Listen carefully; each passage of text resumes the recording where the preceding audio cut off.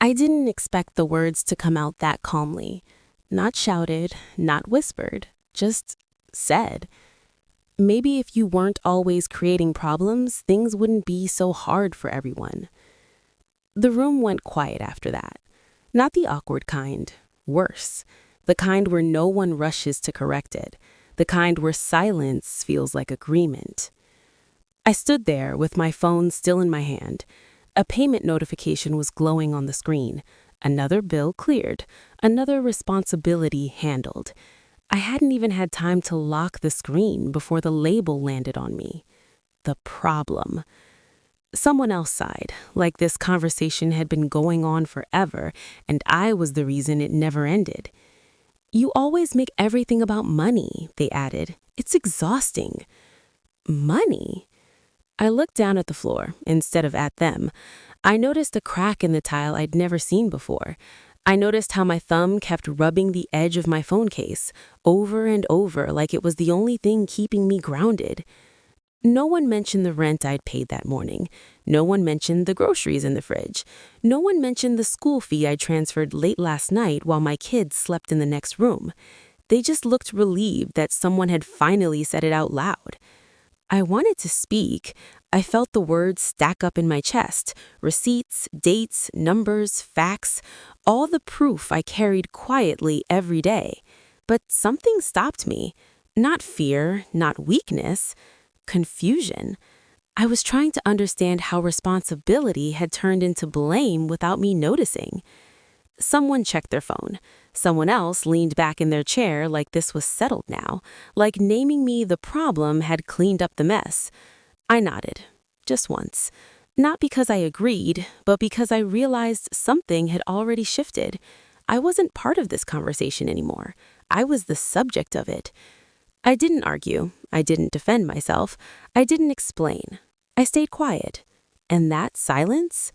That was the moment everything started to change. I didn't become a single mother all at once. It happened slowly, quietly, in pieces. One day I was doing everything with someone. Then I was just doing everything. Mornings started before the sun. I learned how to move through the house without turning on lights, how to pack lunches with one hand while checking the time with the other. Coffee was never hot. I drank it anyway. There was always something more urgent than comfort. I measured my days in small wins. Did the kids eat? Did I make it to work on time? Did the card go through? At night, after they fell asleep, I sat at the edge of the bed with my laptop open. Numbers lined up like soldiers I had to keep in order. Rent, electricity, internet, school, insurance, groceries. I didn't cry over them, I just adjusted, moved things around, decided what could wait and what couldn't. Sometimes dinner was lighter than I wanted it to be. I told myself I wasn't hungry. Sometimes I wore the same shoes a little too long. The kids never noticed. That mattered more. People like to say single mothers are strong. I didn't feel strong. I felt alert. Always listening for something to go wrong, always prepared for the call, the letter, the unexpected expense that could knock everything over. My family knew this, or at least they saw parts of it. They saw me working, they saw the kids doing well in school, they saw the lights on, the fridge stocked just enough. They would say things like, "You're managing," or "You always figure it out." What they didn't say was thank you. What they didn't ask was how. Some months I covered more than just my own household. It wasn't discussed out loud. I was just the one who handled things, the reliable one, the one who didn't make a fuss. If something needed paying, it somehow landed with me. I told myself this was what family did. You step up, you don't keep score. But appreciation never came, only expectation. If I mentioned being tired, the room would go quiet. If I brought up money, faces would tighten, like I'd said something impolite. I learned to soften my words, to smile before speaking, to carry everything in quietly so no one would feel uncomfortable.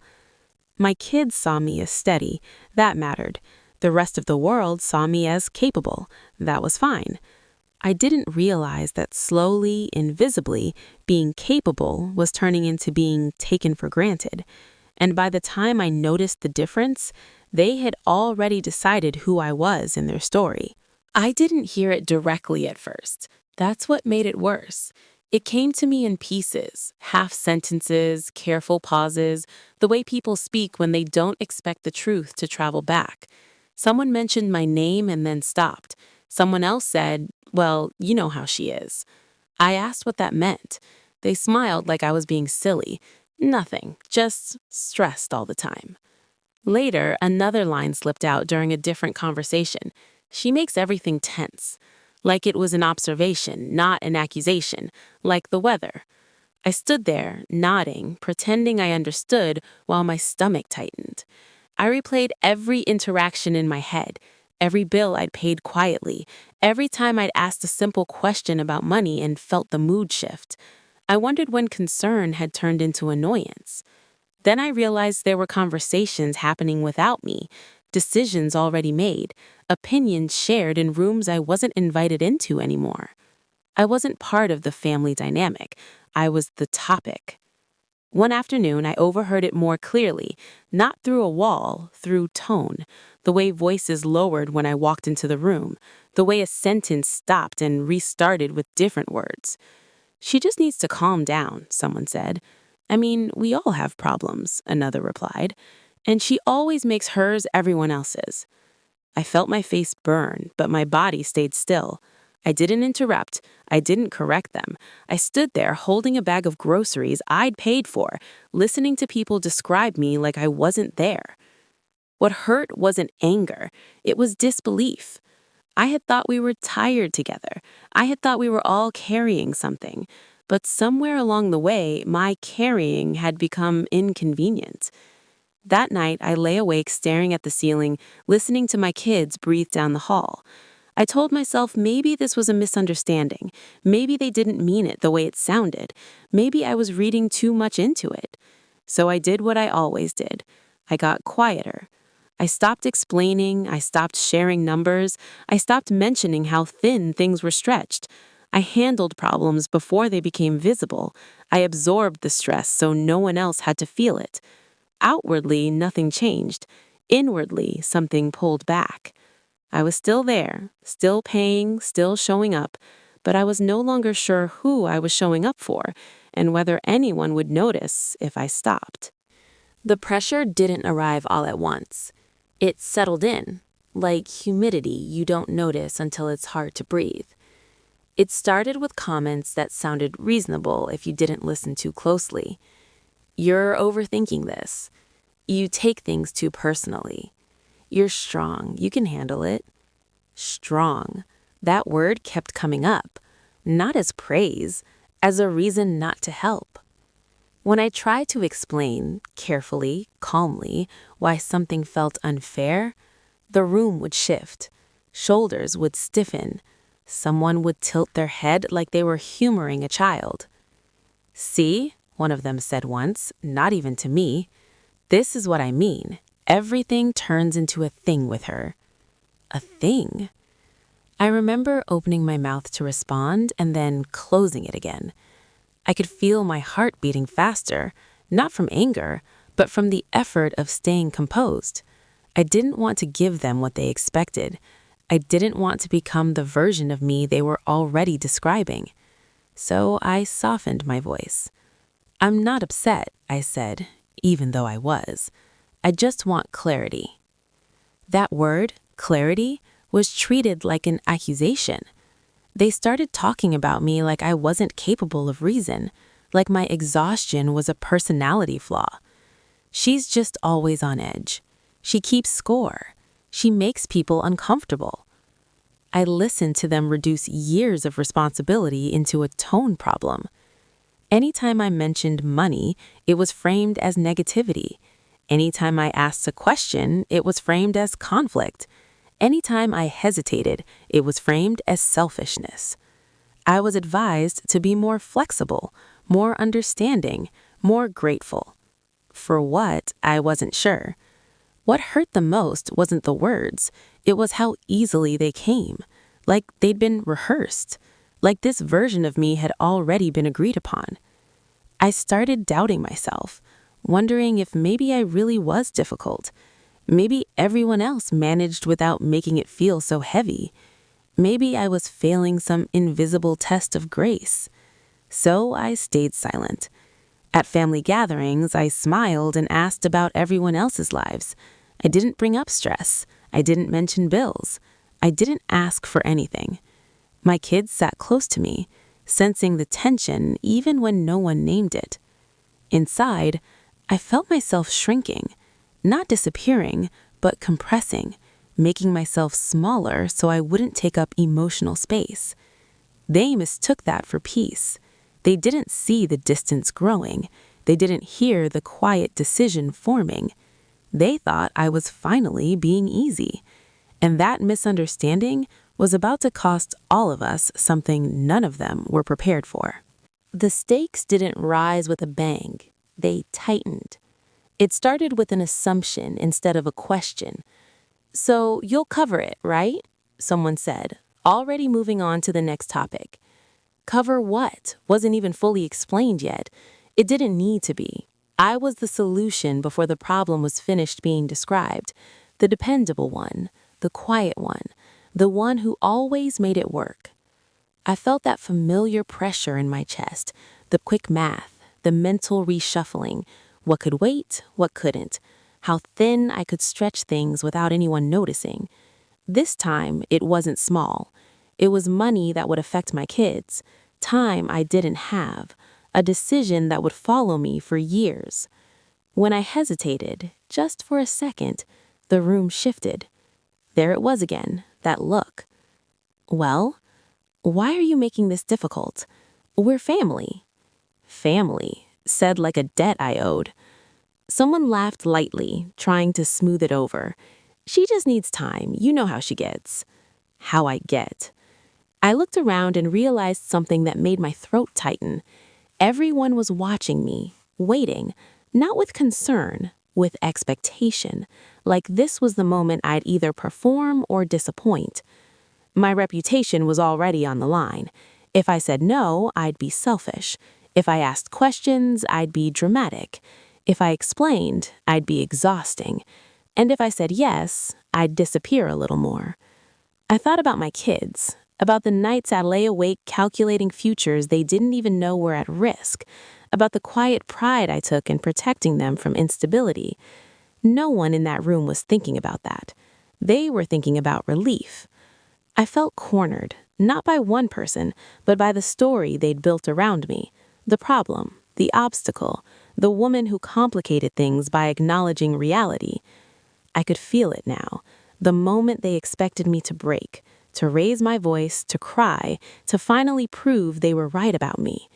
I didn't. I stayed calm, too calm.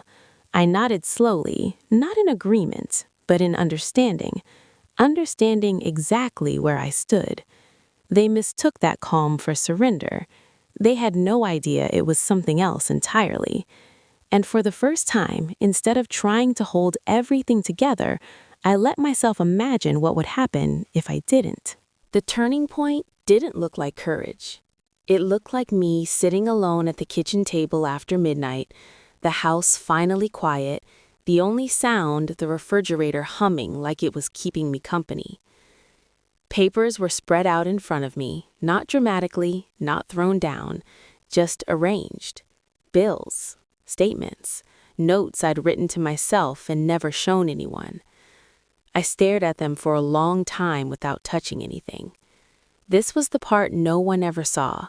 Not the paying, not the managing, the deciding, the constant weighing of consequences that always landed on me. I realized something then, slowly, like it had been waiting for me to catch up. My silence hadn't kept the peace.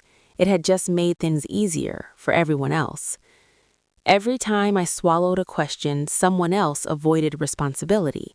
Every time I said, "It's fine," someone else learned they didn't have to check in. I hadn't been protecting my family. I'd been protecting a system that worked because I absorbed the cost. That thought sat heavy in my chest. I didn't feel angry. I didn't feel brave. I felt tired in a way that went deeper than sleep could fix. The kind of tired that comes from carrying something too long without setting it down. I thought about the word they used for me, the problem. What if the real problem wasn't my voice, but my availability?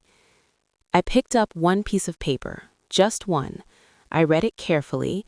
Then I did something that felt almost wrong in its simplicity. I didn't solve it for everyone. I didn't announce anything. I didn't send a message. I didn't explain my reasoning to anyone who hadn't asked.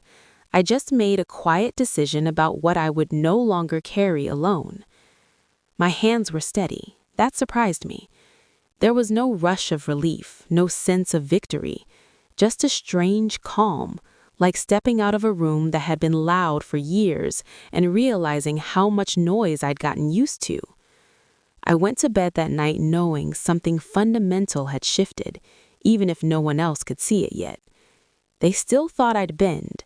They still thought I'd fix it. They didn't know I had already stepped back, and the space I left behind was about to tell the truth louder than I ever had. The truth didn't come out because I demanded it to. It surfaced on its own, slowly, inconveniently, in a way no one could interrupt. It happened in a setting where facts mattered more than tone, where assumptions didn't count, where someone finally asked for documentation instead of opinions. I sat there quietly while papers were passed across the table. Statements, dates, numbers that didn't raise their voice or soften themselves to keep anyone comfortable. Just facts, laid out plainly. Someone frowned. Someone else leaned forward. There was a pause that stretched longer than it should have. "That's not what we were told," one of them said. I kept my eyes down, not out of shame, out of restraint. I had learned what happens when I look too directly at people who are just realizing they were wrong. Questions followed, not for me, for them. When did this start? Who agreed to that? Why was she covering this alone? No one answered right away. I felt it then, the shift. Not dramatic, not loud, just a subtle rebalancing in the room, like weight being removed from one side of a scale. Someone cleared their throat. Someone avoided my eyes. A document was reread, then reread again. "This doesn't line up," another voice said, quieter now. I didn't interrupt. I didn't add context. I didn't explain the nights I stayed up calculating or the mornings I swallowed panic before waking my kids. The truth didn't need my emotions attached to it anymore. It stood on its own. There was a moment, small but sharp, when someone finally said my name. Not as a complaint, not as a problem, just my name.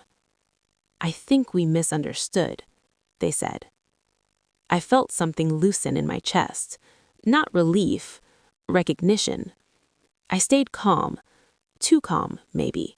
I folded my hands in my lap and listened as the story they'd told about me collapsed under its own weight. No arguing, no defense, just reality catching up. No one apologized right away. That came later and unevenly. What came first was silence, the kind that isn't agreement, but reckoning. They were seeing it now. Not my exhaustion, not my patience. The cost. And for the first time, I wasn't carrying that realization alone. The aftermath didn't feel like victory. It was quieter than that. I woke up the next morning and the house felt different. Not because anyone had said anything or because anything had changed externally. The lights still flicked on the same way. The kids' breakfast still had to be made. Bills still sat on the counter waiting. But the weight I had carried for years, the invisible burden that no one acknowledged, was lighter. Not gone, but shifted. I noticed the small things first. My children's laughter in the morning felt easier, not because the world had changed, but because I could breathe around it instead of through it. I could listen without constantly measuring what would break if I leaned too far in. I could respond without calculating the exact emotional cost before speaking. Family interactions changed too, though subtly. The casual criticisms, the quiet labels, the rolling eyes, the she always statements were fewer. Not gone, but they had to pause now, just long enough to see me, to see that I wasn't bending, wasn't disappearing, wasn't silently absorbing everything anymore. I didn't forgive everything. I didn't pretend that the past years of misunderstanding and blame didn't hurt.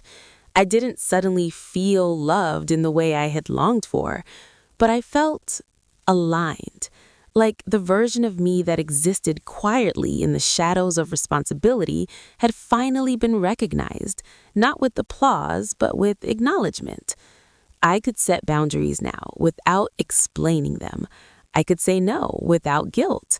I could let someone else carry their own weight for once. And my children could see it, see that strength isn't always loud. Sometimes it's quiet, deliberate, and steady. Sitting at the edge of my bed that night, I looked at the papers still stacked on the kitchen table. Paid, accounted for, balanced.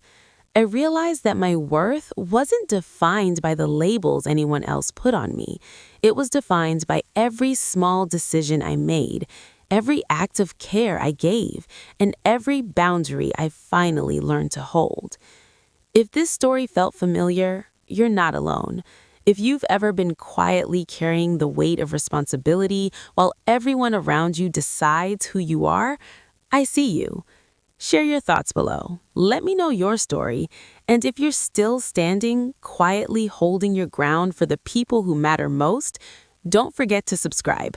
You're stronger than you realize.